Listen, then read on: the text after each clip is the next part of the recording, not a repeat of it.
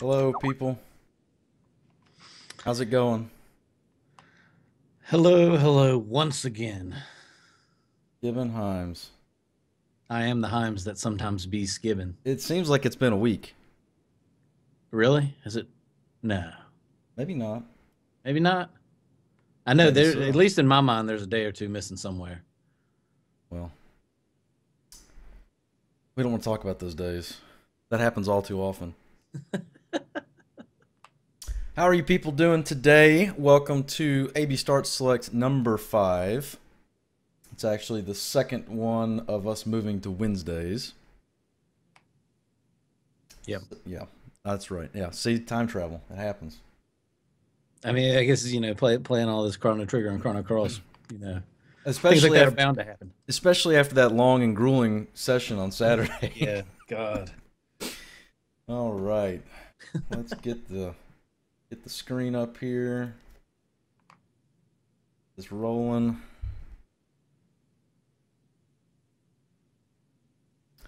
You can thank Mr. Davey Ninja for the awesome art yet again. Yeah, that was excellent. Did a great job as always. Sorry, I'm moving my windows around real quick. When having 5 monitors does not help sometimes. Okay. We're going to try to keep it into an hour today because I have some Suikoden 3 to play right at the end of that game. So, and it hasn't been the fastest week, but there's a couple of things we can talk about, I guess. And following the previous format, we know we got to start off with at least a little bit of rage A somewhere little or bit, another. maybe. Especially the first one. Now, we talked about this last week, I believe, was a rage topic of yours, Mr. Skibbenheims. Yes, it's still a rich And, topic of mine. well, it's a I'm rage still topic of mine, threatening to too. stab somebody. Well, why don't you lead us into the Pip-Boy troubles?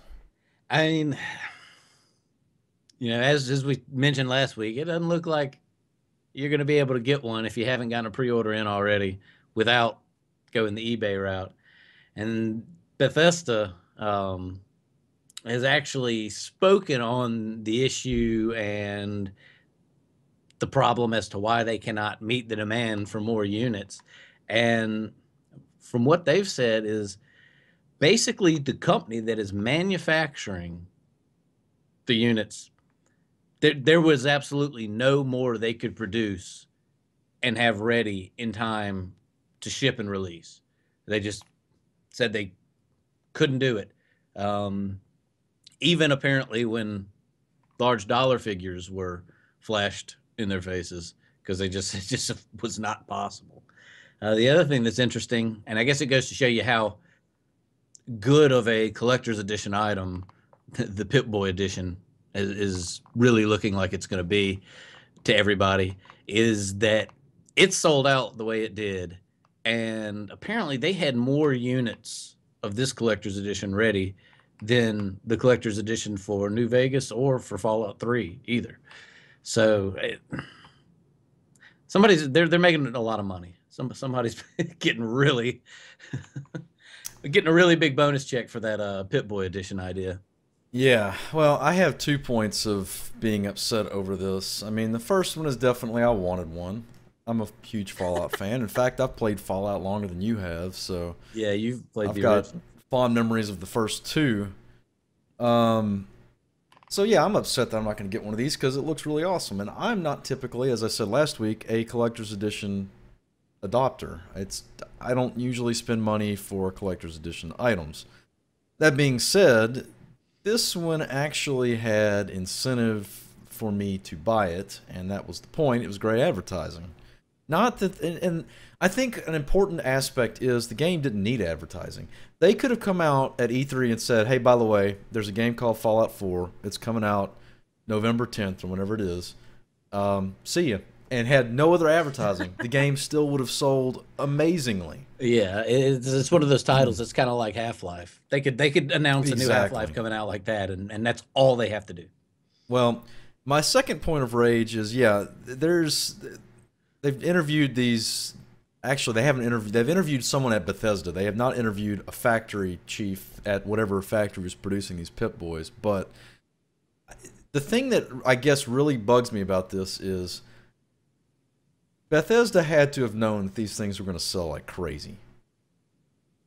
It's been, not only could this thing be interfaced into the game, but you're talking about a cosplay item. You're talking about something that people aren't going to just, you know, people that are true Fallout fans, which there's a lot of, by the way, they're not just going to put it on their shelf somewhere and never look at it again. Much like my Halo helmet. That's useless.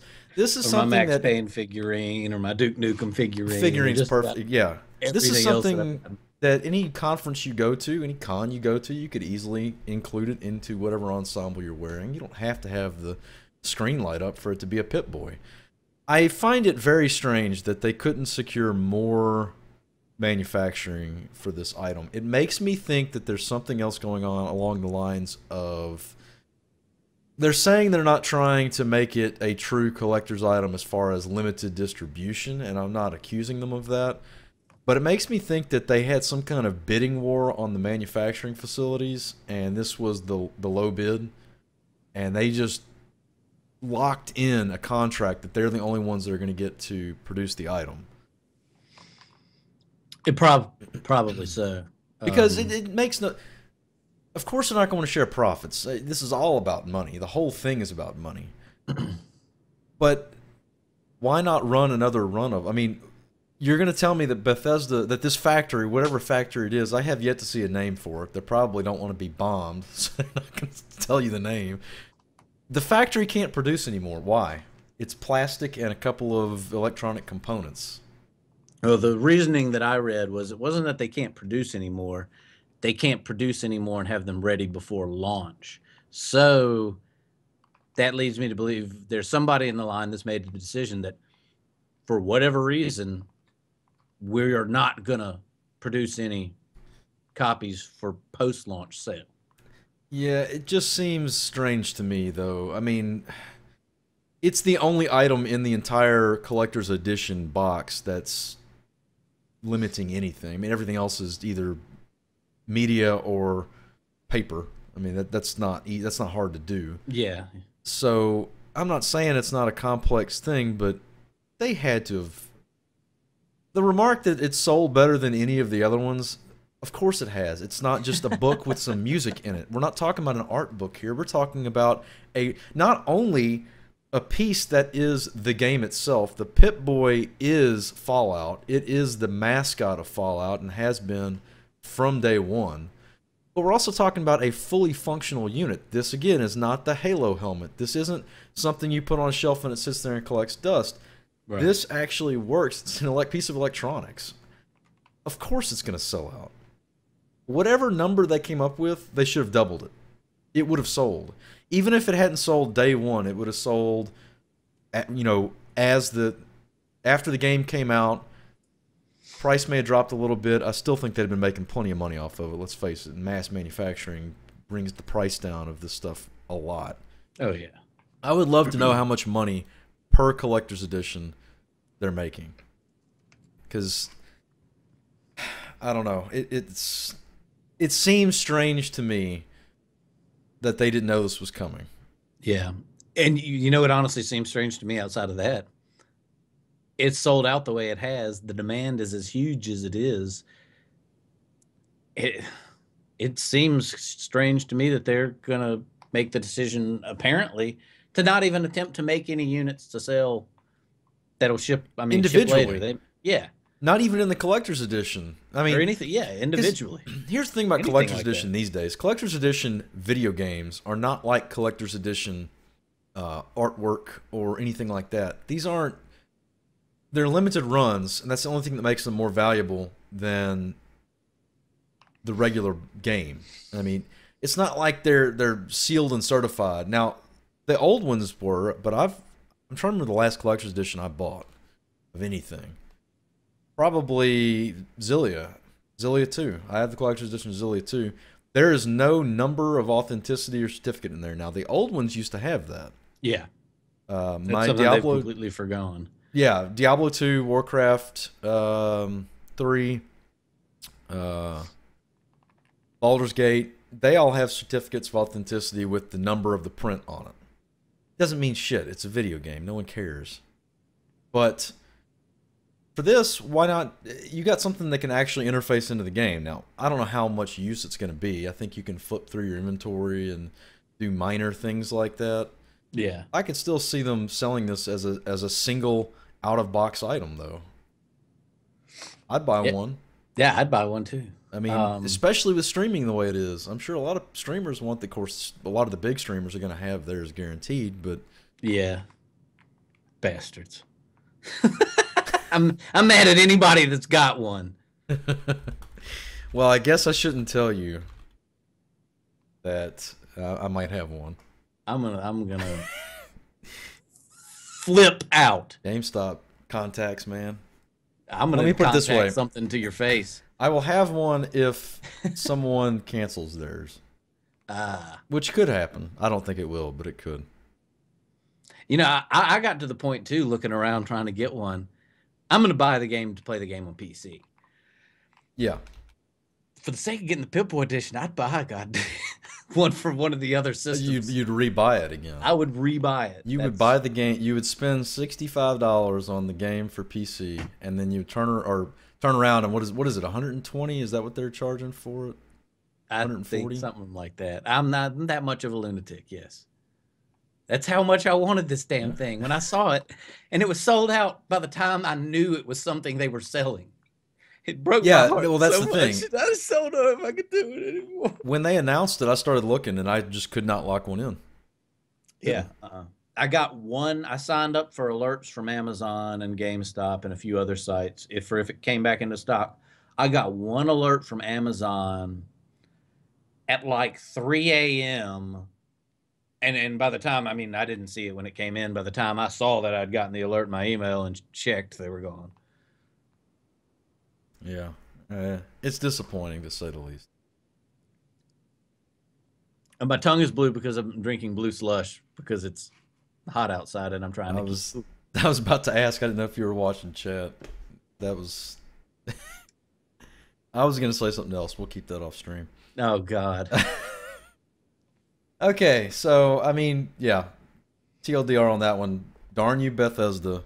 If you're listening, I'm still buying your game, but I don't like you very much right now. Maybe, Dallas. Maybe. Point number 2. We didn't have any news on this game last week. She just had to bring it back, didn't I have to keep beating this dead horse because it deserves to be beaten. Destiny. Bungie Destiny. Oh no. So one of the more recent write-ups, in fact this was dated on July 27th, so 2 days ago. Bungie has confirmed that for their 10-year plan for Destiny, through the 3 games and 700 expansions and about $5,000 worth of content you're going to have to pay for, you can use the same character through all of it. Thank you, Bungie. Thank you. Yeah. That is such a selling point. You know what? Everything that I've said bad about Destiny up to this point, I take all of it back because this is the turnaround point. This is when I get back into the game. The fact that I can take my same guy that I started the first game with and play all the way through in a loot grind game. It's astounding. You played Diablo 1. Yes. And you played Diablo 2. Yes. And you haven't played as much 3, but you've played a decent amount of Diablo 3. Yes. And Borderlands and, you know. Yeah, but could you imagine in Diablo 1, 2, and 3 playing the same character throughout the entire game over and over and over again for 10 years? Because that's about the run of Diablo 1 through 3, about 10 years-ish. Yeah. So you make one character and that's all you play. Diablo's a fun game and all, but in fact, the barbarian class. How many barbarians did you make through Diablo 2? How many barbarians did you go through? I had barbarians. I had a toolkit of barbarians basically. I had barbarians for different purposes. I had a PvP Yeah. barbarian. I had a loot hunting, high magic find barbarian. I had another barbarian that was just strictly made to be able to just slaughter NPC enemies as well as possible. And then I had some other weird builds that were just trying oddball crap You with were the barbarian. So I probably remember 5 or 6. your first of the PvPs was the one with the damn blink ring that was annoying as shit. That was so terrible. Teleporting a teleporting barbarian was not fun. It was very effective for Especially PvP. since I was playing sorcerers and I'd be like, hey, I'm getting away from you to cast, and you're next to me and I'm dead. Thank you. Oh, Ice Nova, I'll blink inside of that. Yeah. Yeah. And then leap strike from a billion miles away. Yeah. My problem with this, Bungie, and I know you're listening to the cast, I know you care. Yeah, I really think I should get a job at Bungie. You know what? I should too. I really think we'd be better PR people than their PR people. So, Yeah. Bungie, if you're looking to hire someone that doesn't release stupid shit like this, let me know. I'll put my You can email at the end. you can throw money at us. In fact, We'll get on the screen. there you go, Bungie. Throw the res. I'll throw a res or throw an email my way, and I'll send you my resume. Yep. No, seriously, this is.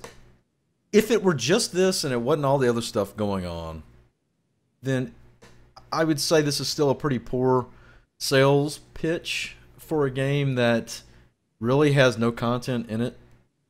It's a loot grind game without your loot doesn't super affect your build your skill build. Not like No. in Diablo where you have items that specifically enhance things left and right. Now I don't know, are there any there's There minor are ones. there are, but it's not It's they're not massive amount of things. right. And it's typically only, from what I've seen up to this point, only exotics. Well, then you have the whole other issue of you can only carry one exotic weapon and one exotic piece of armor at any given time. So the type of combinations of things that you can come up with and put together are really shot to shit.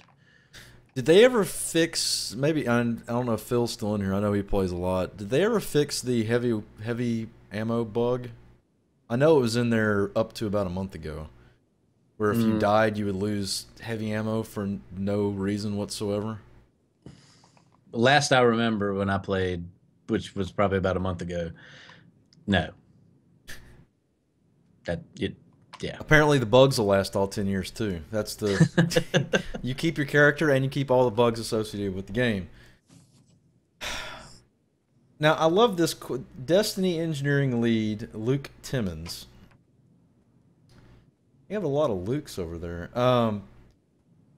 Explained that Bungie recognizes players have made significant time and monetary investments in their characters. How nice, Bungie. You realize that people have spent an exorbitant amount of money on your shitty game and spent a lot of time, and so you're going to allow them to carry that one character through the whole thing. That is so nice. You know, here's the deal. It's probably because the whole story for the 10 years of Destiny releases could have fit on the first game. And they cut it up in 3 segments, and they cut those up into 3 segments each, and that's your initial media launch, and then your 2 expansions, or 3 expansions, however many they're going to have for each one. I guess it's 3 for each. Yeah, that's 3. But If you read the comments section to this article, and every other Bungie article or Destiny article I've seen, I haven't seen one positive comment from anybody. Not that message boards are usually filled with positive, but I don't even see anyone defending it. I haven't seen one defense for this game. Not one. I mean, they may not be commenting because they may be afraid. There are people that no are one's still afraid. defending. No, not freaking. Okay, I know there are people that defend it, but I love the first comment. Maybe in 10 years I can play the whole game for a nominal fee. After I've bought the 40 other DLC for a couple grand, then they'll give me a free shader. So exciting. I mean, I don't know. This is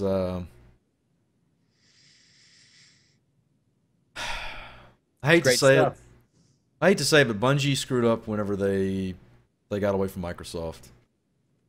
Something about Microsoft kept Bungie in line, and ever since they parted ways, they have just made one blunder after another. Still making money, don't get me wrong, but Yeah.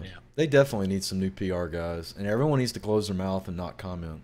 The guy that talked about throwing money at the screen, he should He's the have. best ever. He should have just. I don't know. I wouldn't have kept him employed. I don't care how high up he was.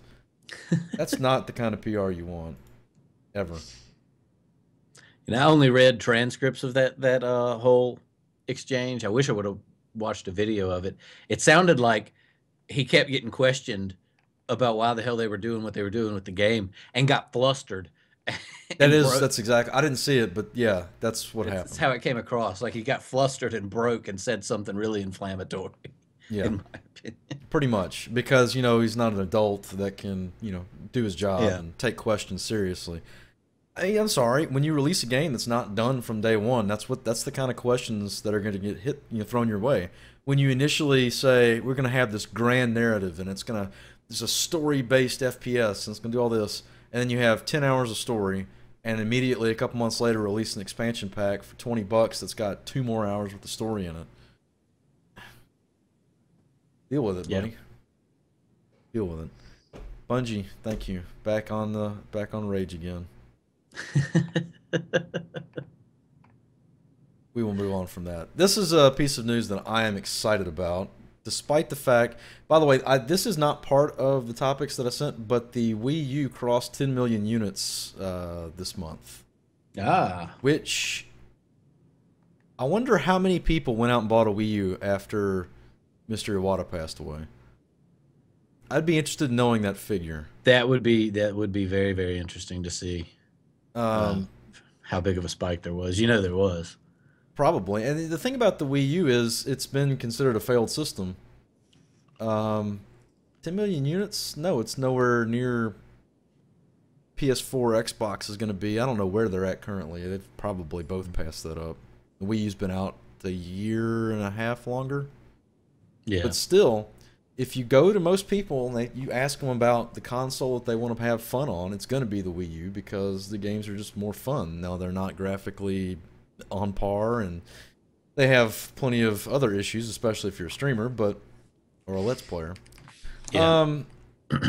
Long story short, Square Enix, I don't know if they did this on purpose, but during a press conference this week, I think it was Monday, they have all but confirmed that they are developing Dragon Quest X and 11 for North American launch. Now, Dragon Quest X is already out in Japan and has been for a while. It's an MMO, console MMO.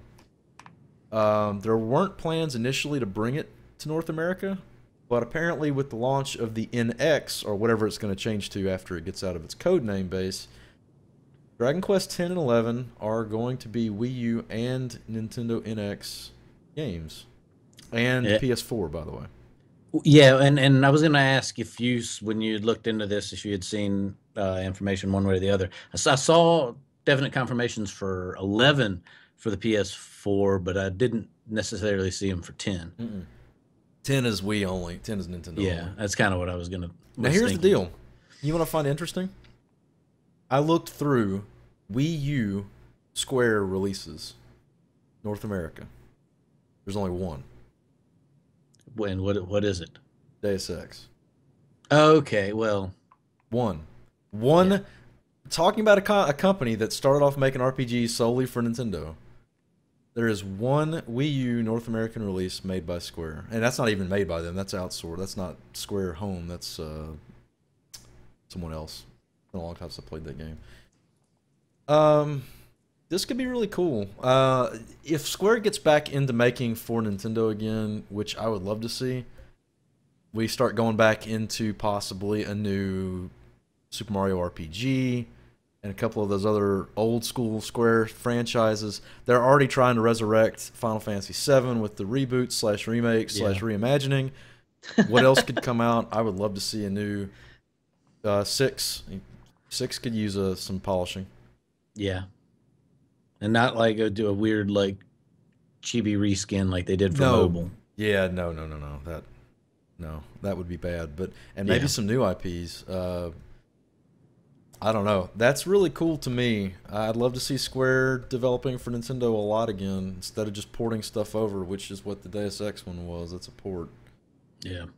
Um, I'll probably get an NX day one. I'm just gonna. I did not pick up the Wii U day one. I waited a year, I guess.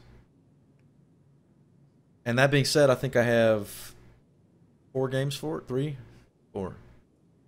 The one it came with, which was Mario Brothers. Then I have Smash Brothers, and Monster Hunter, and Mario Kart.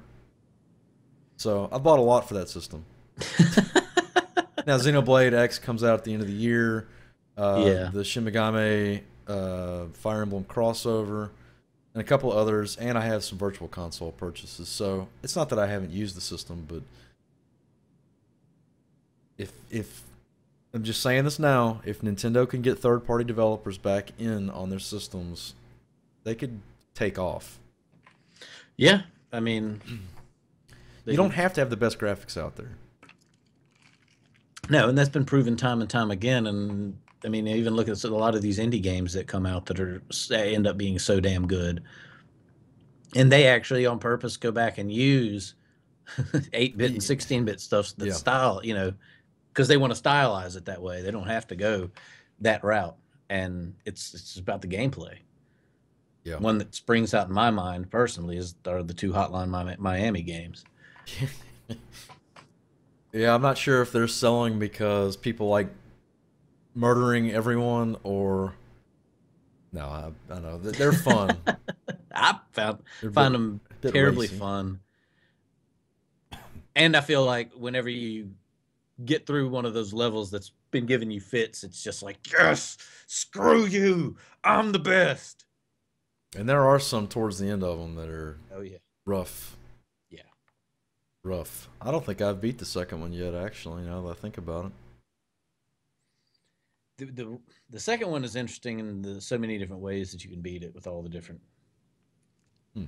characters and such.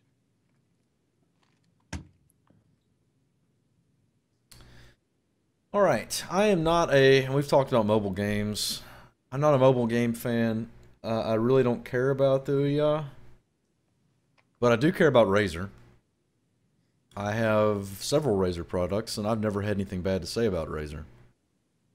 In fact, and I may be wrong, but Razer may be the first gaming PC peripheral company that I can think of. I remember Razer coming out with gaming mice, high-end gaming mice, before anybody else had ever heard of that being a thing. And this is before laser mice. It still had a ball on the bottom of it. I think they were the first name in that kind of stuff. I mean, that we're talking about back when I got my first Windows PC, which was 96. I think they were, man, of 95. They already had advertisements out in Computer Gaming World at that time, so that's going way back. Now, there's a lot of people that aren't big fans of Razer. A lot of people that I know just personally say, "Oh, they're not manufactured well." I think you've said that at one time or another. Yeah, honestly, I'm not the most massive Razer fan. Granted, I have not given a wide variety of their products a chance after having a few issues with... Had a mouse. I mean, this is back when I first started playing CS. Had issues with a mouse real early on, and had issues with the keyboard real early on, and said to hell with it, and I've never given them a second shot. I still have my first Razer mouse, and it's 10 years old now, I guess. And I went through other mice since then that didn't last anywhere near as long. So, I mean, I think it's one of those things where you can always get bad products. Yeah. See, and where I would say, on the other hand, I'm kind of have become a Logitech fanboy. I know plenty of people that talk shit about Logitech products. So I've had Logitech mice too, and I put my mice through some pretty heavy, quote unquote testing, and I have yet to have a mouse from either Razer or Logitech die on me. Now, I did have a laser go out on one of my Logitech. That first run of the wireless laser mice they did. The G6 or G9? It wasn't No, 9. I guess it was no, the. no. The 9 or G7. Yeah, maybe that was it. It wasn't Yeah, 9. because I I know had that. that one as well. And my laser Had- went out. It actually went out after the warranty period was up. I think it had a 1-year warranty on it, or it may have been 2 years. It went out. I contacted them, and they still replaced it. So that was really nice of them. I've never had any Logitech products. Honestly, Logitech's a great company too. I use Logitech. I've always used a Logitech webcam. I've gone through several mice, and I've got headsets, and I've never had a problem with any of their stuff either. But I don't know. Razer does a lot of gaming outreach as well. I don't know. I like Razer. They sponsor a lot of esports stuff.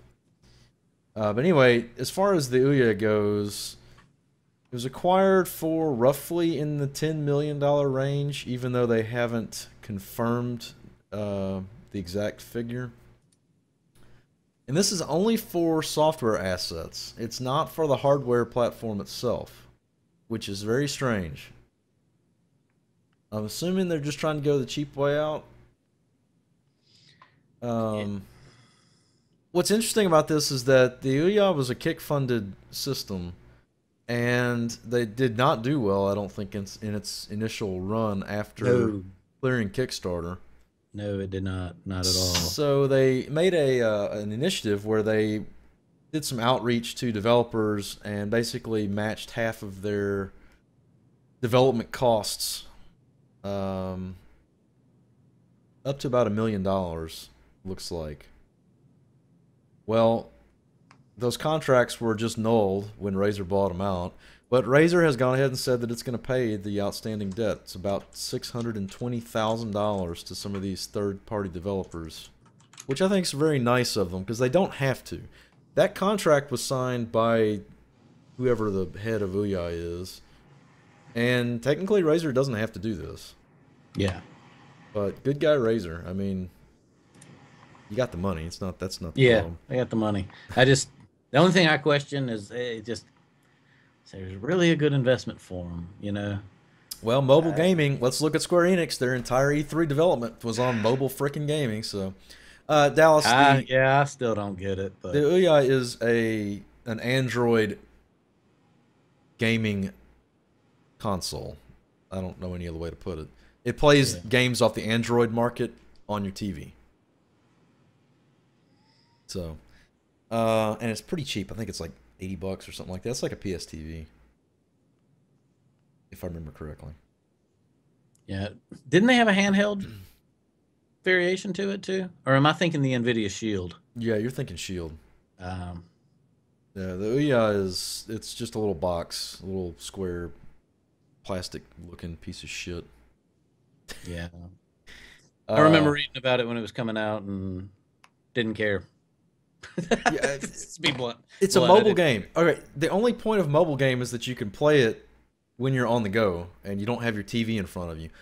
It's going to have shitty resolution. Why would you want to play that on TV to begin with? It's just a dumb idea to me.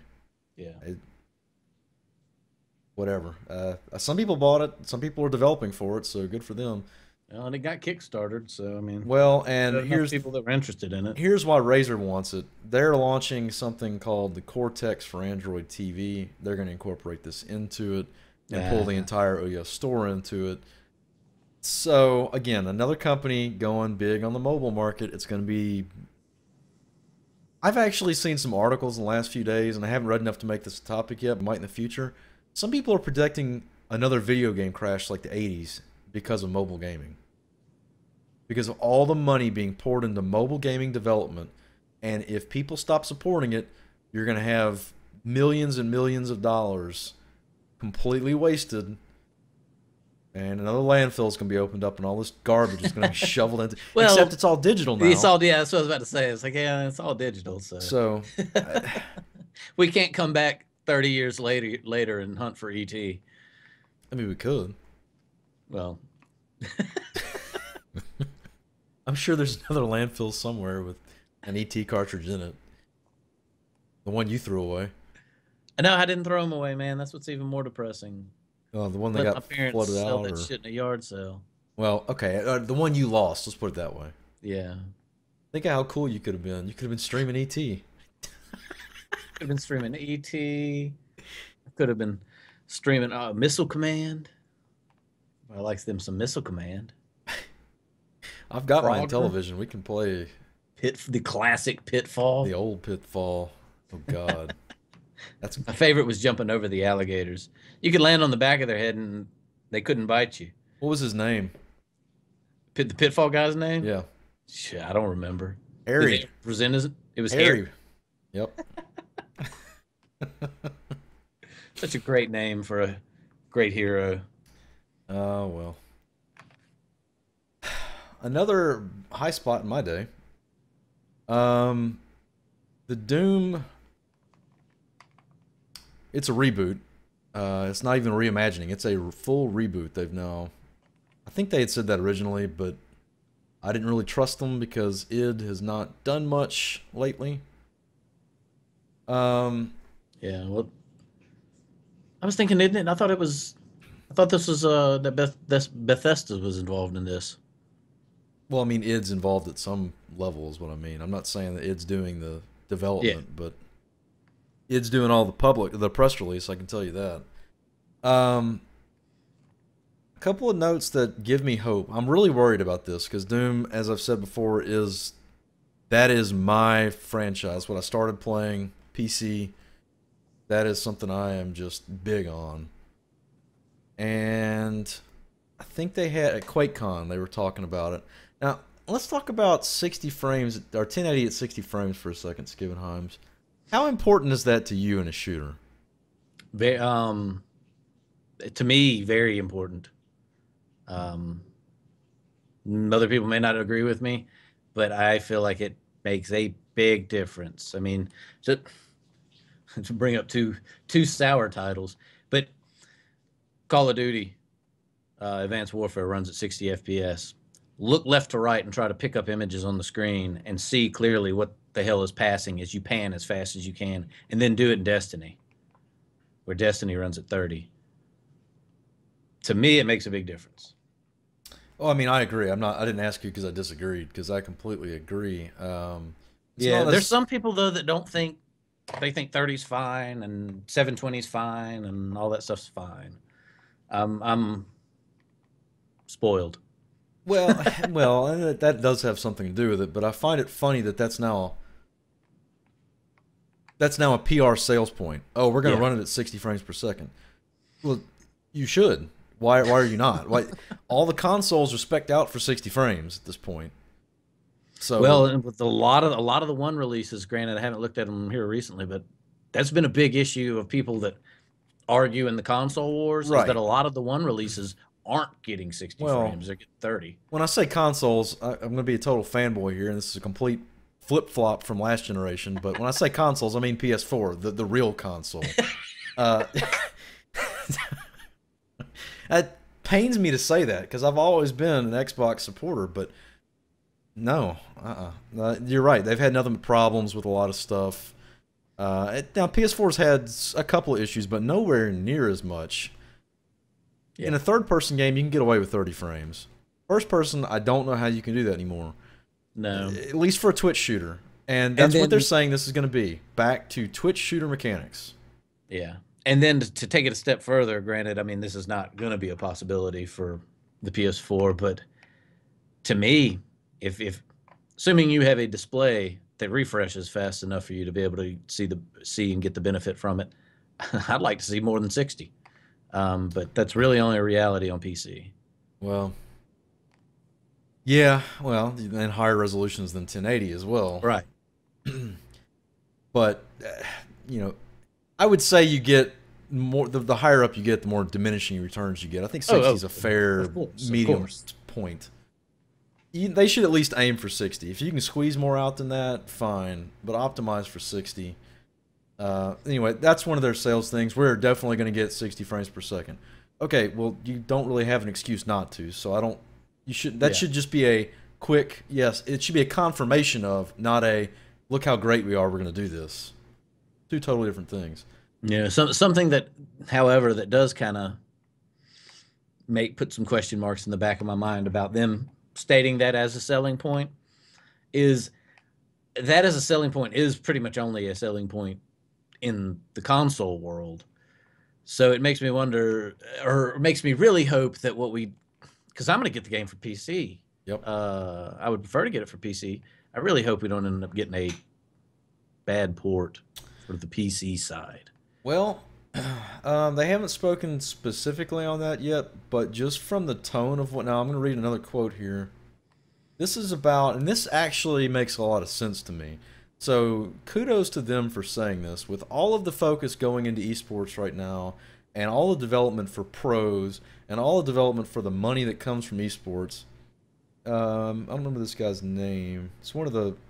He said, "We're not developing Doom specifically with how we address esports. There's tons of moments, even just watching the multiplayer matches at QuakeCon, where that's very esports moments in it.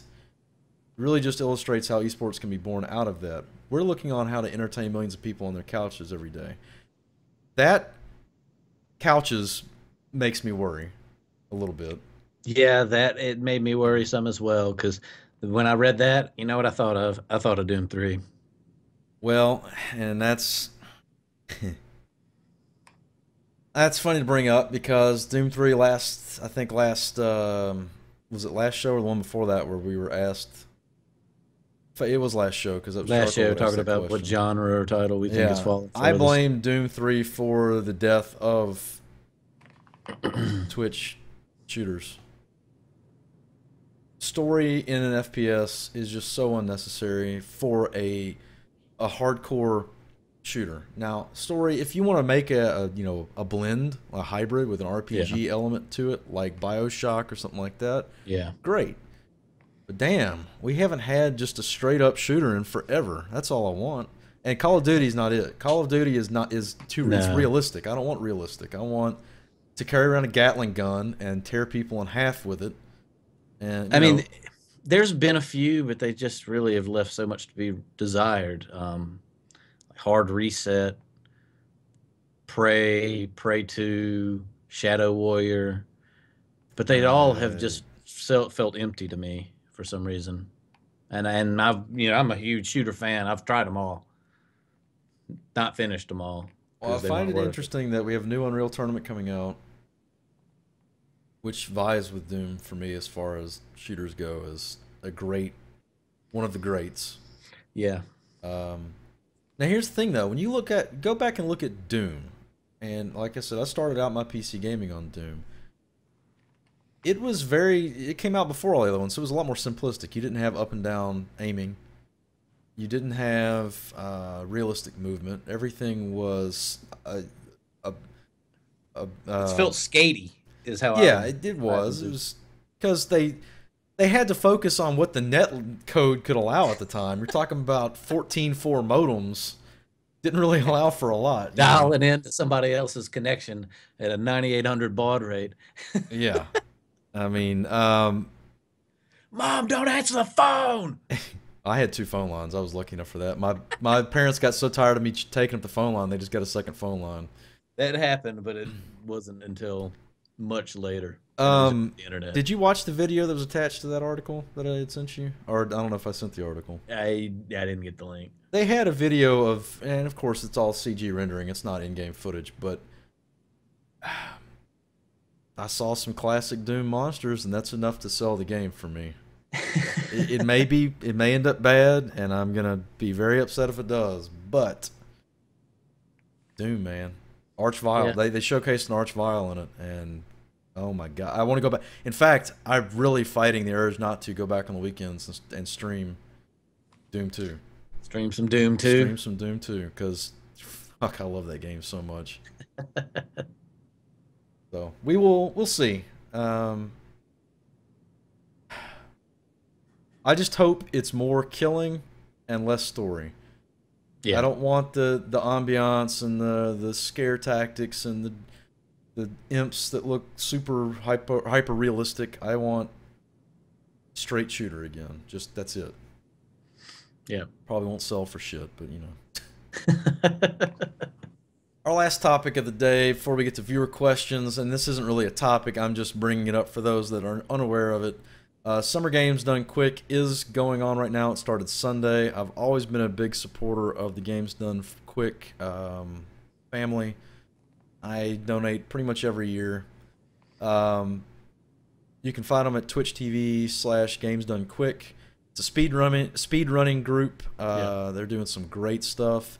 Yeah, I think they had finished up a Sonic 2 race shortly before we came on that I was watching, and we're getting ready to go with, I think, a Majora's Mask speed run. Oh, and I'm missing that one too. Yeah, they tend to do the great ones at night when we're streaming, unfortunately. And super unfortunately, the Chrono Trigger speed run is on Saturday. Oh, so crap. we will miss it. We'll have to watch a rerun of it. Yeah. The last run of the actual thing is going to be a Chrono Trigger 100% speed run by Essentia and Puexel, which are two really amazing speedrunners. I'm sure they will explain every trick. I'm actually, skipping times, going to think about picking up Chrono Trigger and trying to speedrun it. It's the only game I can think of that I have enough passion to actually play multiple times in a single, day. Yeah. They're sitting at, I think, a 6-hour estimate. So 100%, that's all side quests in 6 hours is insane to me. Now, I've seen parts of the speedrun before from about 4 years ago. They use a bunch of tactics to despawn enemies that are in the way and skip as many battles as possible. It's crazy. The speedruns in general are crazy. Some of the stuff they come up with. Oh, yeah, it's great. I thought it was on Sunday. It's not. One of the things that's so crazy to me is it's not for Chrono Trigger, but for I've watched quite a few Final Fantasy VI speedruns, and how they count steps and shit like to help control and minimize the number of random encounters. And who the hell figured that out in the first damn place? Some Japanese person somewhere. That's what, if you listen to them talk, most of these speedrunners have counterparts in Japan, and that's somehow I guess that's all they do. I don't know if they go through coding in the game or what, but that's, I never see speedrunners post, or I never see these Japanese speedrunners post gameplay footage, but every time I've heard someone giving a shout out to a particular strategy, they're shouting out to someone from Japan that sped run the game in the past. Yeah, I've kind of heard similar things. Just referring to somebody's name, and then somebody else asked who it is, and he said, oh, it's one of the Japanese speedrunners. Yeah, it's like a shadow group or something over there that just takes games apart for some reason. In the past, they used to do a Doom 64 speedrun, which was super entertaining because you think you've flown through a level before. I mean, it's crazy how fast they go. Yeah. Finding invisible walls, One speed run that I've watched multiple times that you can find on YouTube that just is absolutely mind-blowing to me is a Quake 1 speed run. Yeah. And this dude blows through the whole game and not like it. I think it's down to under an hour now. Every level on every episode. It's just he doesn't really kill anything. It's just rocket jumping through the entire level pretty much. Yeah, I was supposed to say it was like Defrag, the mod for Quake 3, which its whole purpose was to learn how to strafe jump and rocket jump really good and do tricks. Well, they've been able to do this and just fly through every level. You can't even tell what the hell is going on. It's just textures panning across the screen in front of your face. I mean, it's insane. Yeah, it is. But SGDQ is charity only, so every bit of the money, I think $3 from every sub, and every dollar donated goes towards a medical charity. It's the same one every year. It's Doctors Without Borders. So really good cause. Lots of gaming, in the best way possible, gaming freaks, because that's what they are. They tear these games apart. It's crazy. Yeah. I watched the Zelda Twilight Princess run. I think that was Monday night. And I mean, that game took me 30 plus hours to beat, and I think he beat it in under 5. Just insane. So go check that out. I'm actually hosting it whenever I'm not broadcasting. So during my work day, I think I tweeted it out, but during the work day, I sit in my channel hosting. So if you get bored, you can always come chat with me. All right. Don't talk to that guy. Oh, that's not very nice. So, viewer questions from last week. We got two. First one is if you could pick one game to forget everything about so that you could replay it blindly, what would it be? And that is from our own very own Sax. One, for me, that's a really hard question to answer. But I have to give it to a. I've thought about before, and you might catch me on a different day, and I might say something different. That's how hard of a question it is to answer. But I would have to give an edge in first time playthroughs to games that kind of fall into a horror genre. And I BioShock, the first time I went through it was something special to me. To get through it the second time, and it's just like, okay, that they're going to pop out over here and derp. But that's one that I would throw out there.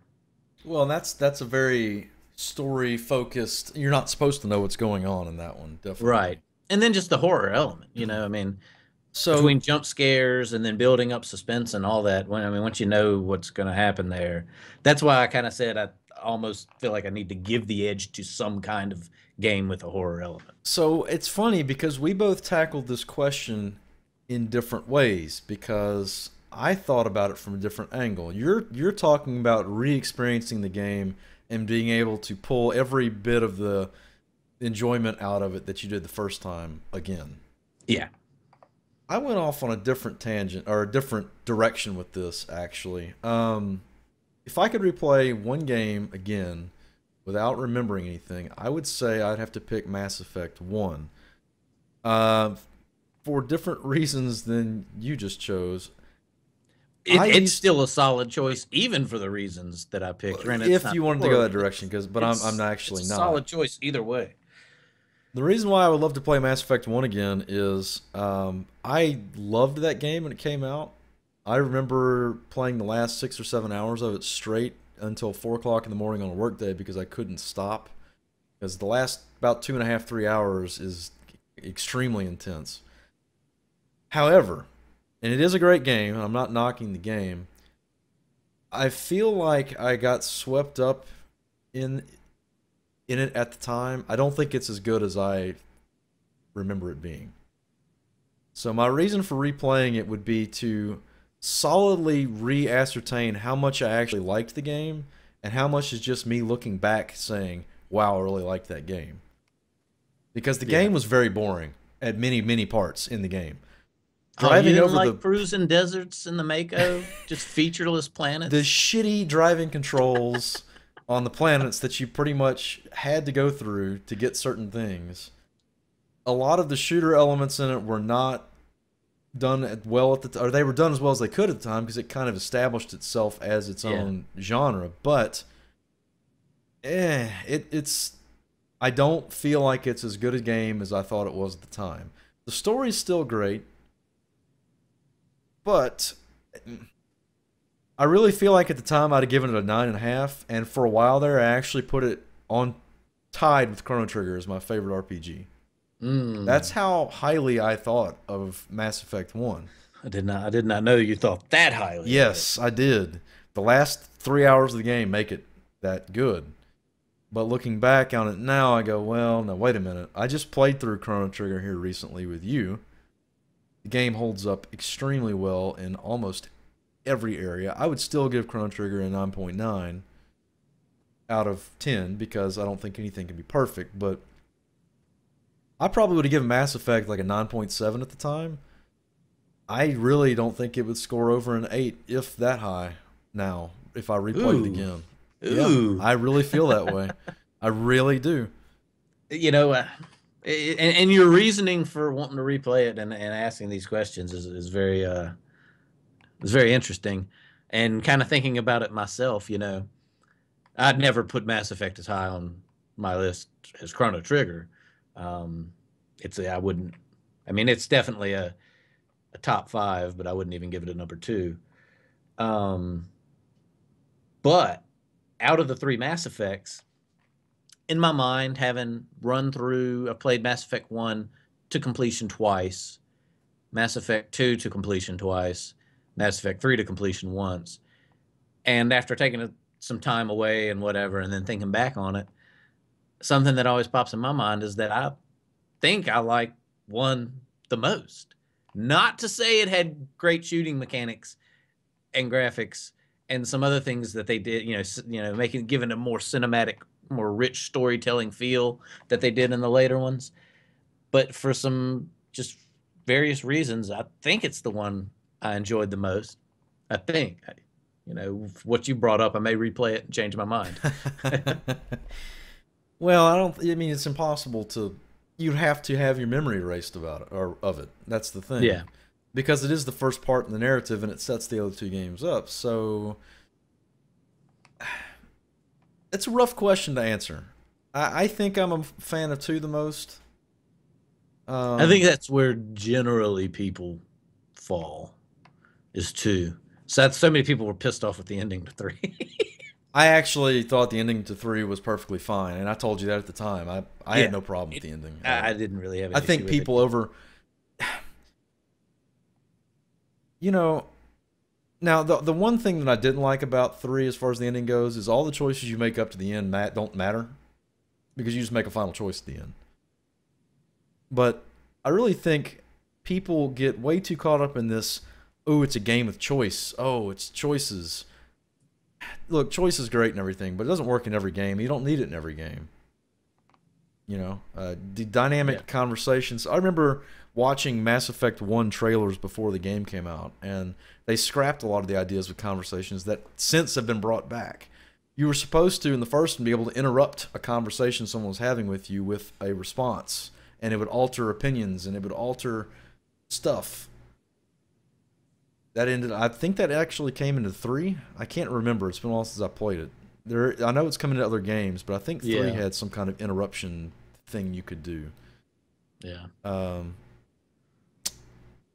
don't know. Can we agree Tally's the best character in the entire series?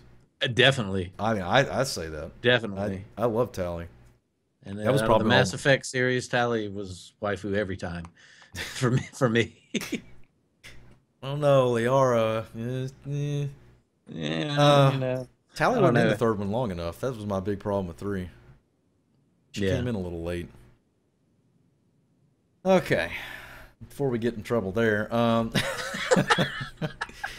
Second question, and I don't know how much input you're going to be able to give on this because I know you haven't played it. What are y'all's thoughts on Elder Scrolls Online versus any other popular MMO, and why do you feel that way? And that was I'll go ahead and get my input out of the way because it's going to be short. Pretty much everybody I talked to about it told me don't play it. That's the God honest truth. I even in conversation, I think it was with you, said, one of the things I really loved about like Skyrim and Oblivion and whatnot exploration. is just being able to explore. Maybe I'll never max a character out, but just be able to wander around and check this world out. Yeah. And you said don't get it.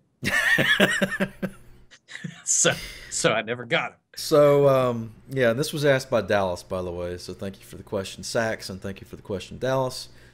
I played Elder Scrolls. Now, granted, my knowledge of Elder Scrolls is from launch date till about 8 months in, because that's when I played it. So I haven't played it recently. I pre-ordered this. I baited this. My sister pre-ordered and baited, and her husband. And so I had a group of 6. It's one of the few MMOs that I started out with a full group of 6 to play with. We were really pumped. We were all big Skyrim fans, all big Oblivion fans. My sister and I have been playing the Elder Scrolls series since Daggerfall. That was the second one, going back to the old days of PC. So I'm with you. I could understand your curiosity as far as, hey, it's an MMO. You get to roam around a huge world just like in Skyrim. So it's basically just going to be Skyrim with other people in it. That's what I was hoping for, and that's what I wanted if that's the route they went. The problem is, I feel like they could have done that and it would have worked. But no, they went the path of you are the only person that can save the world. And the guy that just spawned in behind you. And the guy that's the guy that's naked over there, screaming at the top is like, you can't turn you are the only legendary person in the world into an MMO if everyone else is doing the same shit. Yeah. You can't do that. It loses all amount of immersion when you do that. God forbid, you actually want to have some serious role play. One of the things something I thought was really hilarious. In the very first part of the game, you meet this character called the Prophet, who is your guide throughout the story. And he's this wizard, so he can, teleport around and summon himself wherever. So you're sitting where you spawn, and he's talking to you, and you can just see multiple versions of him talking to everyone else around you, because he's having the same conversation with them too. Oh God. That is how the game would be summed up to me. It had so much potential. Getting off of the part where the story was completely ludicrous for that reason. Combat was okay, boring, kind of, in my opinion. You can't have boring combat in MMO, first off. It just doesn't work. They didn't let you slot enough skills. They didn't make the skills as fun as Guild Wars, where you do have a limited number of slots to actually equip skills. And the skill trees, at least at launch, I don't know how they are now, but the skill trees at launch gave you very little incentive to go outside of take a root skill, a heal skill, and a bunch of damage, and maybe a stealth. And every character could heal. That's the archetype they went for. It just didn't work. And the other thing that I was really big looking forward to was the world PvP. They had these kingdom PvPs. I played a bunch of them, and it was always the biggest, laggiest, spam fest mess that I've ever seen. It made Alterac Valley look like it was people walking in a line. That's how chaotically laggy and dumb it was. Wow. What else is there to say? There were problems with, and I know there still is because I have a friend that still plays it, problems with monster tagging, where a quest boss would have 500 corpses of it around itself because when you make every player need to kill that monster, you've effectively locked every player into one little area, and whoever tags it first, so you have everyone, when that monster spawns, everyone throws a skill, and it's whoever hits it first. Games, stop. Please. Yeah. Please stop doing that.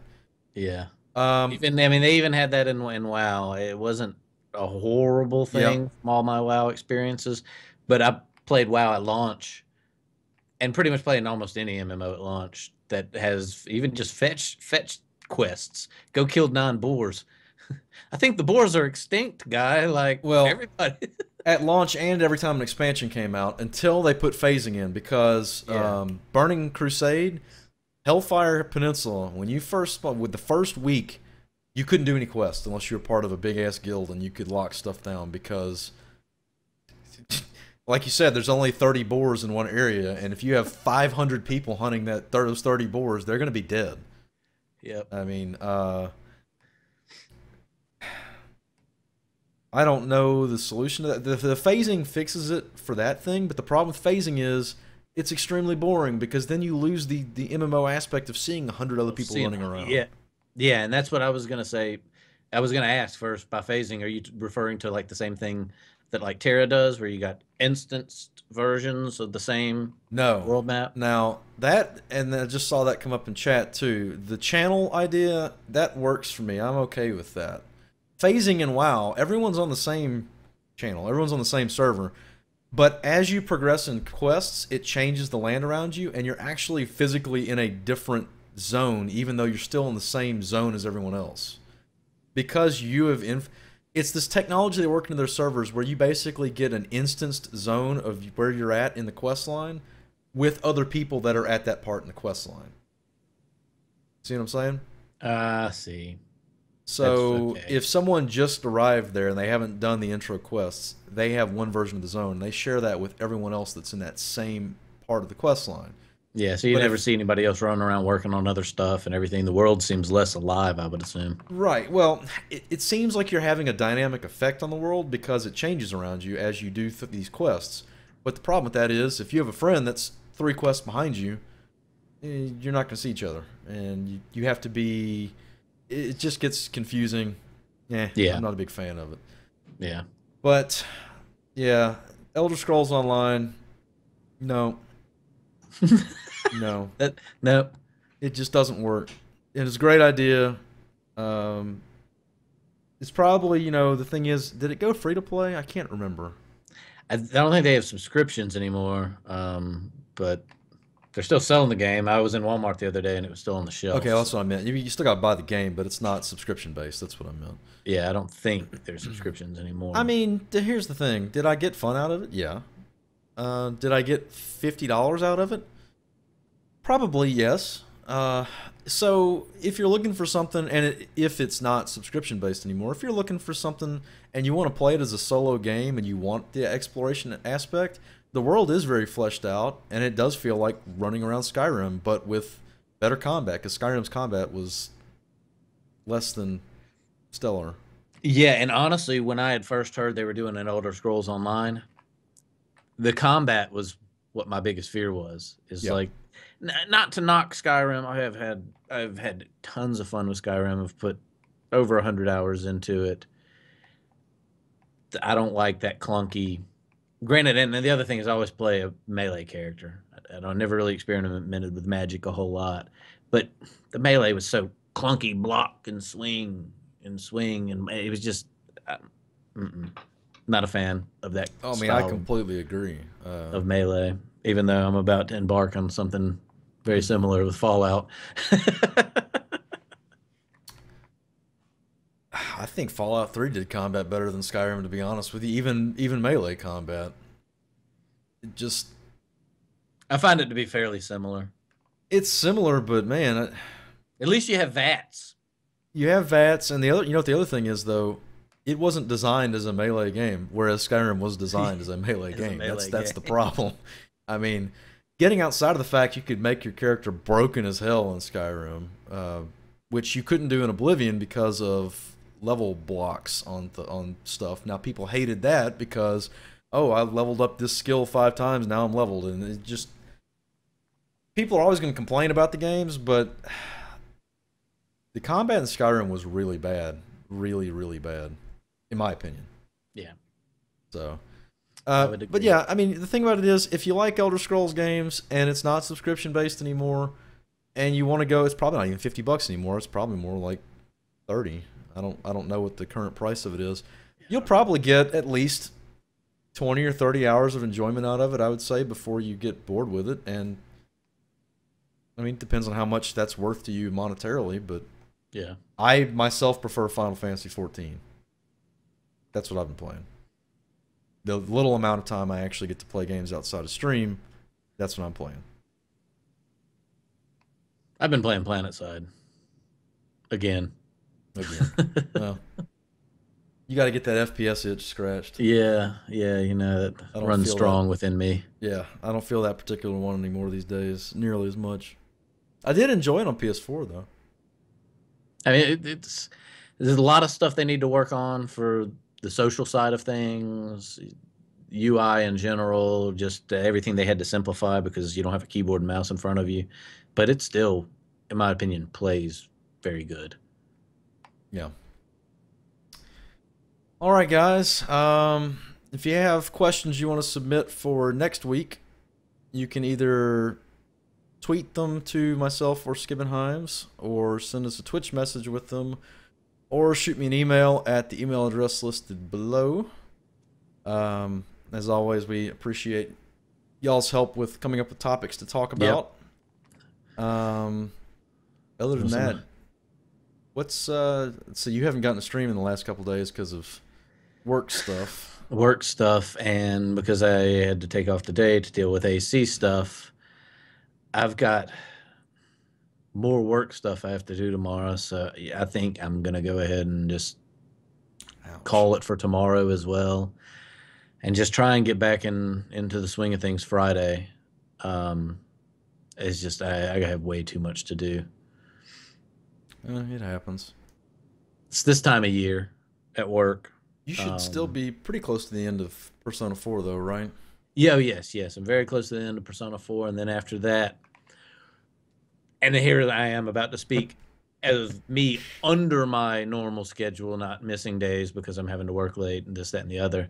I'll be doing the Fallout 3, Mike Tyson's Fallout, fists only Mike Tyson's Fallout. run. I guess I'm going to do that Tuesdays and Thursdays. Fridays, I'm going to play Persona 3 FES, and then Saturdays we'll be doing our couch co-op. So that's kind of what I've got planned for the future. All right, and for myself, immediately following this, we're going to pick up Suikoden 3. I think we have about 2 sessions left. We should finish that sometime tomorrow, I think. If that's the case, then we'll be starting Final Fantasy X on Friday. And then Saturday, starting at 2 o'clock, nice and early, 2 o'clock p.m. Central Time, Skibbenheims and I are going to couch co-op Legend of Mana. I'm really looking forward to that. I can't say it enough. It's a game I've wanted to play forever and have just never been able to for a plethora of reasons.